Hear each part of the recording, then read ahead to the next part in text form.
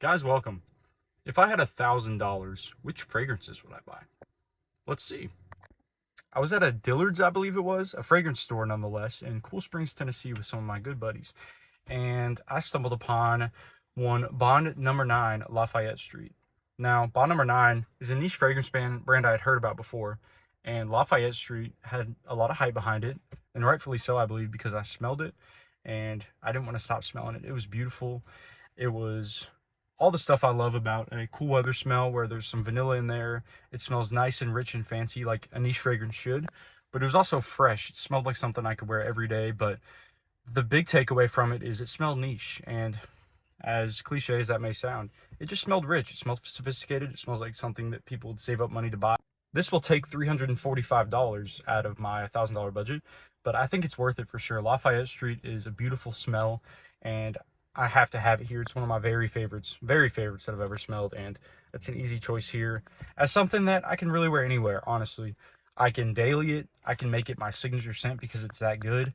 I could wear it on a night out and a special occasion. This is one that I'm going to wear whenever and wherever, and that's one of the reasons I love it. The scent profile, the performance, all that.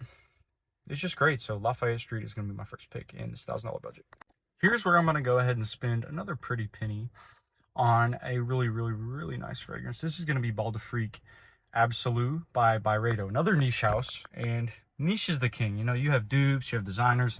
Niche are just the best smelling fragrances overall, I've found, in my personal taste. So Bal de Freak Absolu is a unisex fragrance. That's what it's categorized as, but I would say it leans a little bit masculine. Maybe that's just because I enjoy it a lot, but I could see how someone feminine would wear it as well. But yeah, it's floral, but I think it's a masculine floral. There's no like spices or complexity in that way with it, but it definitely has some complexity in terms of the freshness. Like you get a lot of different sweet, fresh smells within it. And I just think it's a beautiful, fresh, airy scent that lasts for a while. I got a sample tester of it, and it does perform really well. I like it on my skin a lot, and it's just magnificent smell. It's just glorious, you know. So Bal de Freak Absolute is gonna be my second. It's $215, so I have under half of my budget left, but I'm gonna get creative once again, but not sacrifice quality. So Bal de Freak Absolute. We are not done with the Absolutes because I'm gonna go ahead and get L'Absolu by YSL Myself. So this is another really beautiful, fresh fragrance with some spice and some complexity to it. I would say it's definitely categorized as like the most masculine of the YSL line, at least from what I've smelled. So my buddy Trae Young, you know, former Hawks point guard, current Wizards point guard, we were playing basketball together as we do, and the point guard had this on, and it just smelled magnificent, you know? I was like, I need to at least get a tester bottle or smell out of your bottle. But it's just beautiful. Like, what else is there to say? It's got some nice softness to it on the dry down, but it's also sweet and fresh, just like you're gonna get with any YSL. So yeah, YSL Myself L'Absolu is gonna have to be here. I'm gonna get another freshie that I can wear any time of the day, you know, whenever. I'm gonna get Valentino's Born in Roma EDT. It's got the standard Valentino mineral freshness that I like a lot, but there's the sweetness in there that's good, but it's not overbearing. It's just a really nice fragrance that people would usually categorize as something that's safe, but I don't think it's just a standard cologne bottle. Like, it's safe in the way that it's really good, and that's why it's safe. It's not safe because it's just boring and bland. It's just a really nice smell, and I think it's definitely deserving to be here in the 4th spot on this list, and the 4th cologne that I'm picking out of these 6. So